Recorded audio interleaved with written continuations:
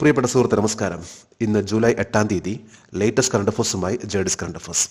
ഓരോ ദിവസവും നമ്മൾ ലേറ്റസ്റ്റ് ആയിട്ടുള്ള കാര്യങ്ങൾ പഠിക്കാൻ വേണ്ടി അല്ലെങ്കിൽ അത് അപ്ഡേറ്റ് ചെയ്യാൻ ശ്രമിക്കണം. അങ്ങനെയാണെങ്കിൽ നമുക്ക് എവിടെയും ശോഭിക്കാൻ സാധിക്കും. അത് ഇന്റർവ്യൂ ആയിക്കോട്ടെ, എക്സാം ആയിക്കോട്ടെ, എവിടെയും നമുക്ക് നന്നായിട്ട് പെർഫോം ചെയ്യാൻ സാധിക്കും. നമുക്ക് ഇന്നത്തെ കറണ്ട് അഫേഴ്സിലേക്ക് പോകാം. ബിംസ്റ്റിക്കിന്റെ ഡയറക്ടറായി കേരളത്തിൽ നിന്നുള്ള ആരെയാണ് നിയമിച്ചത്? പ്രശാന്ത് ചന്ദ്രൻ. ബിംസ്റ്റിക് എന്നാൽ Bay of Bengal initiative for multi sectoral technical and economic cooperation. ഇതൊരു ഇന്റർനാഷണൽ ഓർഗനൈസേഷൻ ആണ്. 7 രാജ്യങ്ങൾ, അതായത് 7 South Asian, South East Asian രാജ്യങ്ങൾ അടങ്ങുന്ന ഒന്നാണ് BIMSTEC. Bangladesh, Bhutan, India, Myanmar, Nepal, Sri Lanka, Thailand എന്നീ 7 രാജ്യങ്ങൾ. ഈ 7 രാജ്യങ്ങളും ബേ ഓഫ് ബംഗാൾ ഉൾക്കടലിനെ ആശ്രയിച്ച് നിൽക്കുന്ന രാജ്യങ്ങളാണ്.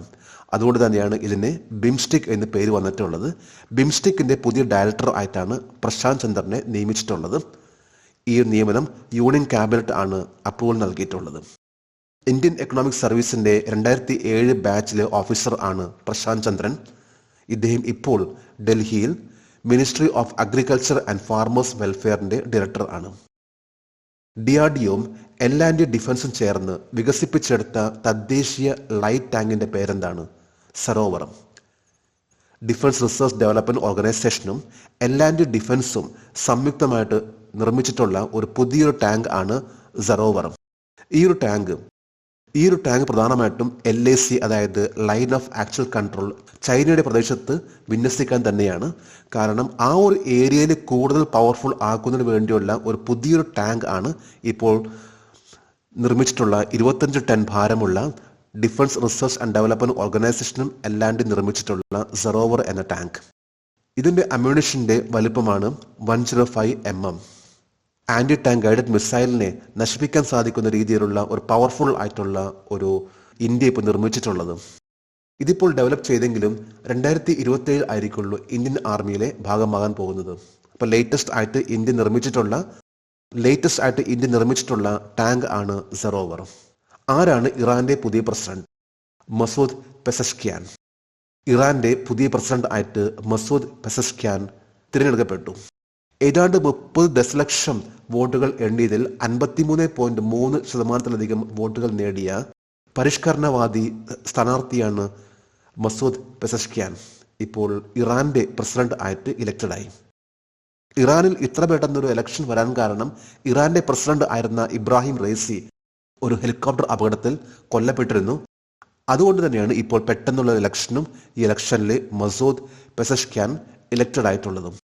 മസൂദ് പെസഷ്ക്യാൻ ഇദ്ദേഹം ഒരു കാർഡിയക് സർജനും കൂടാതെ മുൻ ഹെൽത്ത് മിനിസ്റ്റർ ആയിരുന്നു. ഇറാഖിന്റെ യുദ്ധസമയത്ത് മുൻനിരയിൽ പ്രവർത്തിക്കുകയും ഹെൽത്തുമായി ബന്ധപ്പെട്ട് നിരവധി സഹായങ്ങൾ ആണ് ഈ ഒരു വ്യക്തി നൽകിയിട്ടുള്ളത്. 2013 2021 അദ്ദേഹം മത്സരിച്ചെങ്കിലും ആ മത്സരത്തിൽ അദ്ദേഹത്തിന് വിജയിക്കാൻ സാധിച്ചില്ല. ഇപ്പോൾ ലേറ്റസ്റ്റ് ആയിട്ട് പറയുമ്പോൾ ഇപ്പോൾ നടന്നിട്ടുള്ള ഇലക്ഷനിൽ അദ്ദേഹം വിജയിച്ചു. 2024 പാരീസ് ഒളിമ്പിക്സിൽ ഇന്ത്യയുടെ 28 അംഗ അത്ലറ്റിക്സ് സ്ക്വാഡിനെ ആരാണ് നയിക്കുക? നീരജ് ചോപ്ര. പാരീസ് ഒളിമ്പിക്സ് വരാൻ പോവുകയാണ്. ഈ പാരീസ് ഒളിമ്പിക്സിൽ അത്ലറ്റിക്സ് സ്ക്വാഡിനെ നയിക്കാൻ പോകുന്നത് നീരജ് ചോപ്രയായിരിക്കും. അതായത് അത്ലറ്റിക്സ് സ്ക്വാഡിനെയാണ്, അല്ലാതെ ഇന്ത്യൻ കണ്ടിജന്റിനെ അല്ല. 28 അംഗങ്ങളാണ് അത്ലറ്റിക്സ് സ്ക്വാഡിലുള്ളത്. ഈ ടീമിനെ പ്രഖ്യാപിച്ചിട്ടുള്ളത് ഓഗസ്റ്റ് 4 ഓഗസ്റ്റ് 1 മുതൽ 11 വരെയായിരിക്കുള്ളൂ അത്ലറ്റിക്കിന്റെ competition, track and field competition നടക്കാൻ പോകുന്നത്. ഈ പ്രാവശ്യത്തെ മറ്റൊരു പ്രത്യേകത പറയുമ്പോൾ 100 മീറ്റർ ഹേർഡിലിൽ ഇതാദ്യമായിട്ട് ഒരു ഇന്ത്യൻ വനിത പങ്കെടുക്കാൻ പോവുകയാണ്. അത് ജ്യോതി യാർ റാജിയാണ്. ഇതുവരെ ഇന്ത്യയിൽ നിന്ന് 100 മീറ്ററിന്റെ ഹേർഡിൽ എന്ന ഈ ഒരു ട്രാക്ക് ആൻഡ് ഫീൽഡിൽ ആരും പങ്കെടുത്തിട്ടുണ്ടായിരുന്നില്ല. ആദ്യമായിട്ടാണ് ജ്യോതി യാർ റാജി ഈ ഒരു മത്സരത്തിലേക്ക് പങ്കെടുക്കാൻ പോകുന്നത്. 2024 ഏഷ്യൻ ഡബിൾസ് സ്ക്വാഷ് ചാമ്പ്യൻഷിപ്പിൽ പുരുഷ ഡബിൾസിലും മിക്സഡ് ഡബിൾസിലും വിജയിച്ച ഇന്ത്യക്കാരൻ ആരാണ്? Abhay Singh. 2024 Asian doubles squash ചാമ്പ്യൻഷിപ്പിൽ പുരുഷ ഡബിൾസിലും മിക്സഡ് ഡബിൾസിലും വിജയിച്ച വ്യക്തിയാണ് അഭയ് സിംഗ്. ഈ ഒരു മത്സരം നടന്നിട്ടുള്ളത് മലേഷ്യയിലെ ജോഹോർ എന്ന സ്ഥലത്താണ്. ഈ സ്ക്വാഷ് ചാമ്പ്യൻഷിപ്പിന്റെ മെൻസ് ഡബിൾസിൽ വേലവൻ സെന്തിൽ കുമാറുമായിട്ടാണ് അഭയ് സിംഗ് കളിച്ചിട്ടുള്ളത്. കൂടാതെ ജോഷ്ന ചിന്നപ്പിയായിട്ടായിരുന്നു മിക്സഡ് ഡബിൾസിൽ. ഈ 2 മത്സരത്തിലും ഇന്ത്യൻ ടീം വിജയിച്ചു. 2024 ജൂലൈ 7 സിൽവർ സ്റ്റോൺ നടന്ന ബ്രിട്ടീഷ് ഗ്രാൻഡ് പ്രിക്സ് നേടിയത് ആരാണ്? Luis Hamilton. 2024 ജൂലൈ 7 നടന്നിട്ടുള്ള ബ്രിട്ടീഷ് ഗ്രാൻഡ് പ്രിക്സിൽ ലൂയിസ് ഹാമിൽട്ടൺ വിജയിച്ചു. 2021 ലൂയിസ് ഹാമിൽട്ടന്റെ ലാസ്റ്റ് വിജയം. അതായത് 945 ദിവസത്തിന് ശേഷമാണ് അദ്ദേഹത്തിന്റെ ഇപ്പോഴത്തെ വിജയം. ഇത്രയും ഒരു ഗ്യാപ്പിന് ശേഷമാണ് ലൂയിസ് ഹാമിൽട്ടൺ ഒരു ഗ്രാൻഡ് പ്രിക്സ് കരസ്ഥമാക്കുന്നത്. എന്നാൽ അദ്ദേഹം ഒരു സമയത്ത് ഏറ്റവും കൂടുതൽ പവർഫുൾ ആയിട്ടുള്ള 7 ടൈം വേൾഡ് ചാമ്പ്യൻ ആയിരുന്നു ലൂയിസ് ഹാമിൽട്ടൺ. എന്നാൽ അദ്ദേഹത്തിന്റെ കഴിഞ്ഞ 2-3 വർഷമായിട്ട് പെർഫോമൻസ് വീക്കായിരുന്നു.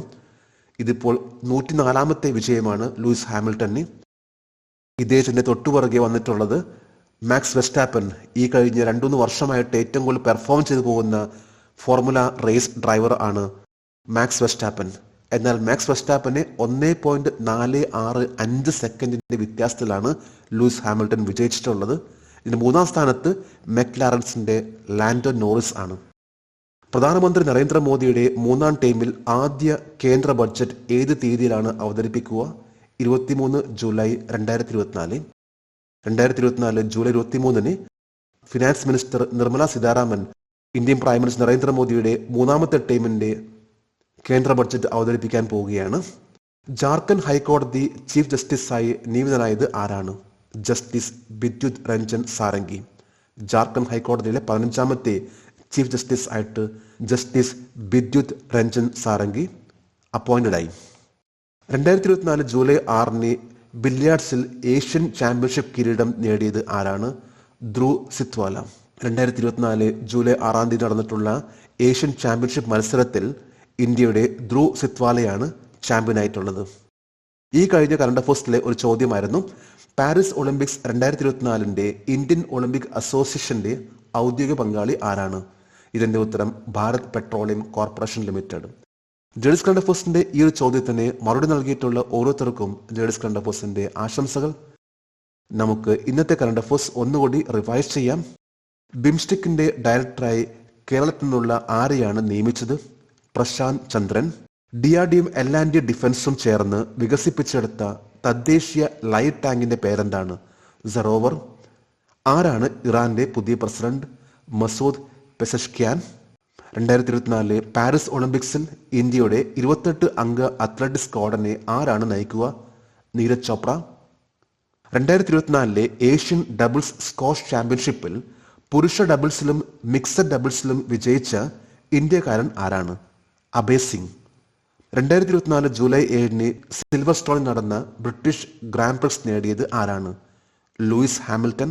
പ്രധാനമന്ത്രി നരേന്ദ്രമോദിയുടെ 3ാം ടൈമിലെ ആദ്യ കേന്ദ്ര ബഡ്ജറ്റ് ഏത് തീയതിയിലാണ് അവതരിപ്പിക്കുക? 23 ജൂലൈ 2024. ജാർഖണ്ഡ് ഹൈക്കോടതിയുടെ ചീഫ് ജസ്റ്റിസായി നിയമിതനായത് ആരാണ്? ജസ്റ്റിസ് ബിദ്യുത് രഞ്ജൻ സാരംഗി. 2024 ജൂലൈ 6 ബില്യാർഡ്സിൽ ഏഷ്യൻ ചാമ്പ്യൻഷിപ്പ് കിരീടം നേടിയത് ആരാണ്? ധ്രുവ് സിത്വാല. ഇന്ന് ജൂലൈ 8 ഇന്നത്തെ കറണ്ട് അഫയേഴ്സിലെ ഒരു ചോദ്യമാണ്, national highway 66 passes through how many States? ദേശീയപാത 66 എത്ര സംസ്ഥാനങ്ങളിലൂടെ കടന്നു പോകുന്നു? 3 ഓപ്ഷൻസ് ആണ് നൽകിയിട്ടുള്ളത്. ഈ ചോദ്യത്തിന്റെ ഉത്തരം അറിയാമെങ്കിൽ ഇന്നത്തെ കറണ്ട് അഫയേഴ്സിന്റെ കമന്റ് ബോക്സിൽ രേഖപ്പെടുത്തുവാൻ അഭ്യർത്ഥിക്കുന്നു. നാളത്തെ കറണ്ട് അഫയേഴ്സിൽ ഇതിന്റെ ഉത്തരം ഉണ്ടായിരിക്കും. ജേർണലിസ്റ്റ് കറണ്ട് അഫയേഴ്സിന്റെ ലേറ്റസ്റ്റ് ആയിട്ടുള്ള ഈ കറണ്ട് അഫയേഴ്സ് കണ്ടിട്ട് ഇഷ്ടപ്പെട്ടെങ്കിൽ ഈ ചാനൽ സബ്സ്ക്രൈബ് ചെയ്യാനും ഷെയർ ചെയ്യാനും മറക്കരുത്. ജേർണലിസ്റ്റ് കറണ്ട് അഫയേഴ്സ് ഒരു ദിവസം ഏറ്റവും ലേറ്റസ്റ്റ് ആയിട്ടുള്ള കറണ്ട് അഫയേഴ്സ് ആണ് നൽകാൻ ശ്രമിക്കുന്നത്. നമുക്ക് നാളെ വീണ്ടും പുതിയ കറണ്ട് അഫയേഴ്സുമായിട്ട് കാണാം. Thank you very much.